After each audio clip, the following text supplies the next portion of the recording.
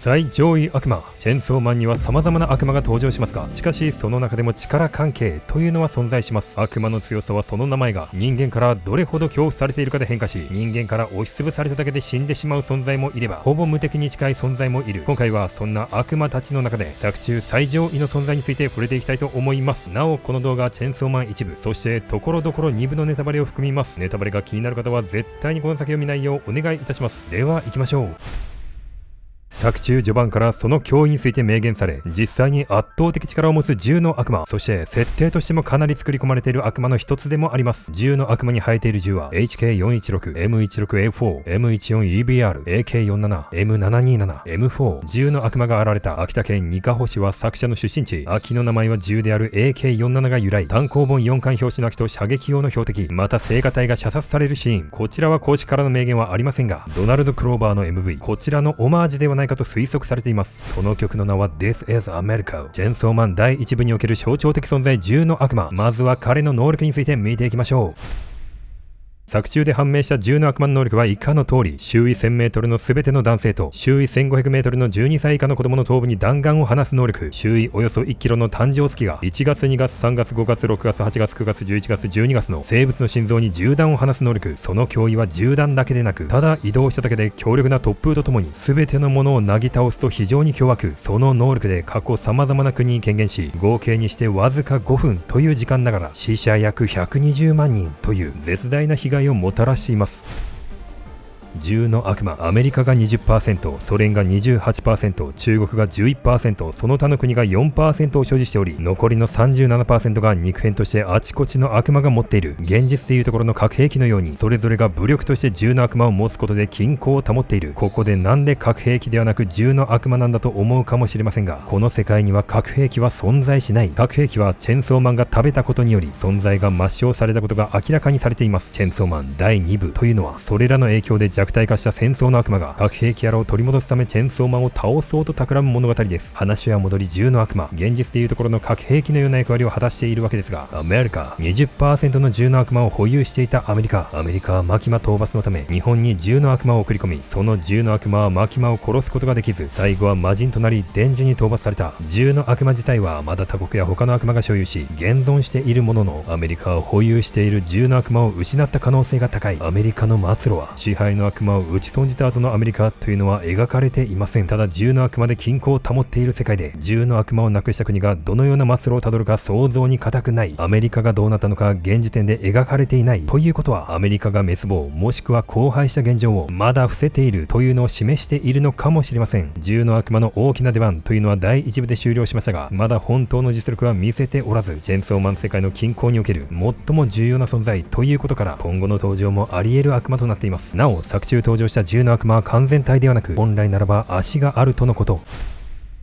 宇宙というのはこの世界における最も濃い闇の象徴。人類が残してきた宇宙への輝かしい功績の裏には多くの犠牲がありました。チェンソーマン第1部の年代は1997年までで、宇宙開発で亡くなった人数は11人。闇の悪魔の登場時、胴体が引き裂かれ合唱する11人の宇宙飛行士たちは闇の恐怖、人類が闇に敗れてきた歴史を象徴しているのかもしれません。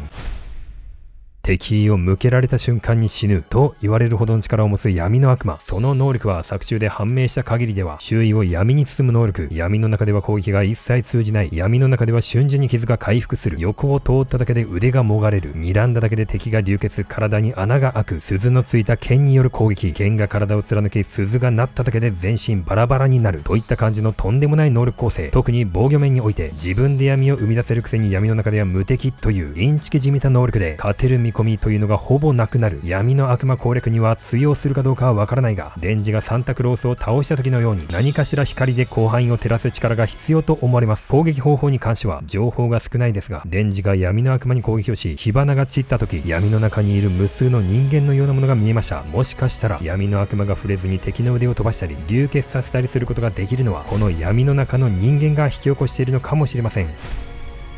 地獄で生まれてから一度も死を経験していない存在、根源的恐怖の名前を持つ悪魔たちの一体、正直勝てるビジョンが見えないため再登場してほしいかと言われれば微妙ですが、謎として残っている部分は闇の悪魔とマキマの関係性。闇の悪魔がデンジたちを痛めつけていたのはマキマを地獄に来させるため、マキマ自身も闇の悪魔が自分を誘っていると発言しており、何か因縁があるのではないかと汲み取れる部分からサンタクロースと契約し、彼女にマキマを殺せる力を与えたことも何らかの意図があるのではないかと考えることができる有名な考察として、闇の悪魔に飛ばされた腕がマキマに見えるというのがあります。マキマ、まあ見えるかどうかは置いといて、明らかに不自然な腕の位置であることは間違いない。じゃあその腕で何の文字が見えてくるだろうかと考えたら、マキマが一番それっぽい。仮にこれがマキマだとして、その描写が今後の鍵とか伏線とかそういうのはないと思いますが、ただ闇の悪魔とマキマの関係性謎の一要素とはなりそうです。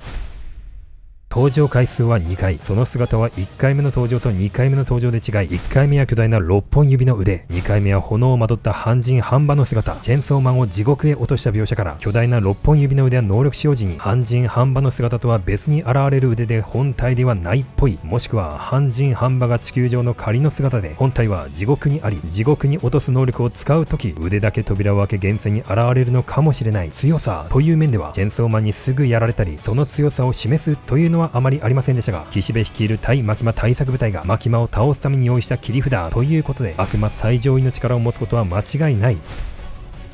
地獄へ落とす能力、人間悪魔問わずルールを無視して地獄へと落とすことができる。地獄へは巨大な6本指の腕に触れただけで地獄へ落とすことが可能。半人半馬の姿での能力はチェンソーマンに瞬殺されてしまったので不明。地獄の悪魔でした。劇中アメリカ大統領のセリフによって明かされたマキマの正体、支配の悪魔。第1部のラスボス、支配の悪魔はかつてチェンソーマンを追い詰めた4人の騎士の1人というのが有力。4人の騎士の元ネタはヨハネの黙示録の4騎士と言われている。支配、戦争、飢餓、死。この黙示録の4騎士でマキマは支配に該当する。84話でマキマがこの世からなくした方がいいものとして死、戦争、飢餓に言及していたこと、第2部にてかつてチェンソーマンと戦った戦争の悪魔が登場したこと、これらのことから支配の悪魔が4人の騎士の1人でかつてチェンソーマンと戦ったというのはほぼ確定。そんな支配の悪魔について見ていきましょう。能力は自分より程度が低いと思ったものを支配できるというもの。これにより契約相手の刺激した悪魔を扱える。小動物を支配し操る能力、聖者、死者の体を操る能力、記憶改ざん、思考能力を奪う力といった自分より程度の低い相手だったら思考を奪い容易に支配することができる。そして悪魔刺激により複数の悪魔の能力を使用することが可能。作中では敵に風穴を開けたり遠隔の敵を押しつぶしたり武器を生成したりしました。弱点があるとすれば耐久力。支配の悪魔の耐久力は人並みであるため銃撃や斬撃で死んでしまうが、その弱点を克服したのが第1部のマキマ。マキマは日本の内閣総理大臣との契約により支配の悪魔への攻撃は適当な日本国民の自己病死に変換されてしまう。つまり日本国民が存在する限りマキマに攻撃は通じず、まさに無敵と言える強さを誇ります。ちなみにチェンソーマンの舞台である1997年の日本の総人口は約1億2610万人。1億2610万回くらい攻撃すればマキマは殺せそうですね。日本滅んじゃうけど。支配の悪魔はデンジに敗北後、マキマに代わる新たな支配の悪魔としてナユタと名乗る少女に生まれ変わる。これが意味するのはデンジがマキマを食べてそれほど月日が経っていないと思われるので、地獄で蘇った後すぐ死んだと考えられます。支配の悪魔の力をもってして地獄というのは魔境なのか。ただ支配の悪魔は作中では内閣総理大臣との契約で実質無敵だったが、死んだ後の地獄にはそれは適用されないため、本来の人並みの耐久力で支配の悪魔が地獄ですぐに死んだというのには割と納得できますね。なお新支配の悪魔ナユタは作者藤本佑先生の読み切り作品予言のナユタにナユタという容姿がそっくりな少女が登場し、それがモデルになっていると思われます。作者後書きにてナユタは今でも好きなキャラクターと語っています。ちなみにチェンソーマンがすごく影響を受けている作品の一つアバラにもナユタという名前のキャラクターが登場しています。さて支配の悪魔が2部以降どういう活躍をしていくのか楽しみな部分でもあります。地獄のヒーローチェンソーマン。悪魔の中でも別格の強さを誇り、ある悪魔は怒り、ある悪魔は恐れ、ある悪魔は崇拝した。助けを叫ぶとやってくる。敵の悪魔はチェンソーで殺され、助けを求めた悪魔もバラバラに殺される。そんな最強のヒーローチェンソーマンを見ていきましょう。その戦闘能力はシンプルで圧倒的なパワーとスピードで敵を圧倒するスタイル。ただ一つ能力で特徴があるとするなら、チェンソーマンが食べた悪魔はその名前の存在がこの世から消えてしまうというもの。食われた悪魔は概念も存在も記録も記憶も全て消滅する。人間、悪魔全てが食べられてしまった概念を認識できなくなってしまいます。マキマが作中で言及したのは、ナチス、アーノロン症候群、第二次世界大戦、エイズ、ソア、ヒヨ山大噴火、核兵器、人なら誰もが持っていた第6巻、子供の精神を壊すとある星の光、生命が寿命を迎えると死の他にあった4つの結末。これらをチェンソーマンが食べたため、チェンソーマンの世界は核兵器がないし、第二次世界大戦はなかったこととなっています。それで核兵器の代わりに各国が銃の悪魔を保有している形になっていると、マキマが言及していないもので作中登場していない存在もある。この漫画がすごい2021でのインタビューにおいて、作者の藤本つ樹先生は、この作品には色々と出てこないものがあるんですよ。例えば、神様という単語は作中で一度も使っていないはずなんですけど、特定のものを意図的に排除していますと発言。この作者インタビューからおそらく神様も食われており、マキマが言及していないもの以外でも意図的に名前が登場していない概念もありそうです。チェンソーマン関連ではまだまだ謎が多い。チェンソーマンの眷属、セラフィム、ビーム、ガルガリ、ドミニオン、バーチェ、パワー、プリンシ、エンジェル、これらの眷属とチェンソーマンとの関係性も明かされていないし、かつての戦い、4人の騎士、武器の悪魔たちとチェンソーマンの戦いの詳細も不明。そもそもチェンソーの悪魔が人間からどれほど恐怖されているかで変化する悪魔の強さで、悪魔最上位の強さを持つというのもちょっとおかしい。もしかしたらチェンソーマンはチェンソーとは別の存在ではないか。例えばシンプルにポチタの姿である犬、ドッグをひっくり返し、ゴッドで神の悪魔とか、まあこの世界に神は存在していないみたいなのでちょっと微妙ですが、もっと上位の存在ではないかと推測されています。果たして今後明らかになっていくのか。チェンソーの悪魔でした。現状は弱い。コウモリの悪魔にすら負けるレベル。しかしその名が示す通り、実際の実力は悪魔最上位の実力を持つはずですが、チェンソーマンに第二次世界大戦や核兵器を食べられ、そして自身も半分ほど食べられたことで力をなくすに至りました。現状はチェンソーマンから核兵器という概念を吐き出させることを目的として動いています。能力は自分のものだと認識した物体、生物を武器に変える能力。支配している物体が能力の対象となり、人間だと自分に好意を持つ人間は所有物とみなされます。武器の強さは戦争の悪魔とその契約者が対象に抱く罪悪感に比例し、罪悪感が大きければ大きいほどその武器は強くなる。